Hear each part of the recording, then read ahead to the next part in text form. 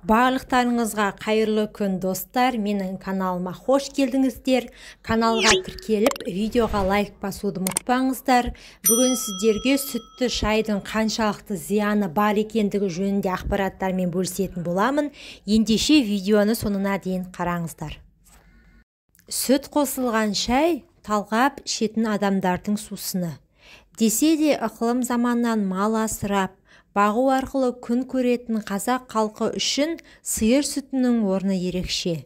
Дүниеге шыр етіп келгеннен бастап ана сүтін, одан кейін сиыр сүтін ішетін қазақ баласының санасында сусынның бұл түрі қалай ішсең де пайдалы деген ой қалыптасып қалған.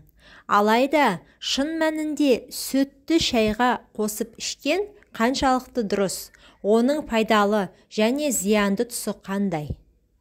Британдық ғалымдардың зерттеуіне жүгінетін болсақ, шын мәнінде сүт шайдың пайдалылығын төмендетіп, оның құрамындағы маңызды антиоксиданттарды 15-25%-ға дейін азайтады екен. Бұл дегеніміз сүттен бас тарту арқылы адамның денсаулығы едәуір жақсара түседі деген сөз. Бір қызығы, сүттің зияндылығының оның қаншалықты майлы екеніне байланысты екен. Мәселен, майсыз сүт майлы сүтке қарағанда әлдеқайда зиян болып табылады. Бұл ретте дүкен сөрелерінде толып тұрған сүт қораптары едәуір зиян деген байлам жасауға толық негіз бар. Себебі олар шайдың құрамындағы антиоксиданттарды біз атап көрсеткен мөлшерден де көп жояды. Неміс дәрігерлері жүргізген келесі бір зерттеуге сәйкес, сүт қосылған шай жүректің жұмыс істеуіне кері әсерін тигізеді. Себебі сүттің құрамындағы казеиндер шайдың құрамындағы катехиннің концентрациясын төмендетеді. Бұл заттар арқылы қан тамырларының кеңеюі процесі жүзеге асады.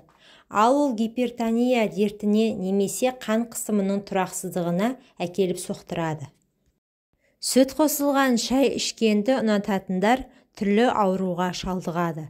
Сол себепті сүт пен шайды бөлек ішкен дұрыс дейді мамандар. Ұлыбритания ғалымдары сүтті шайдың зиянын анықтады. Олар бірнеше зерттеу жүргізіп, сүт қосылған шай ас қорыту жүйесіне, асқазан ішек жолдарының жұмысына кері әсерін тигізетінін дәлелдеді.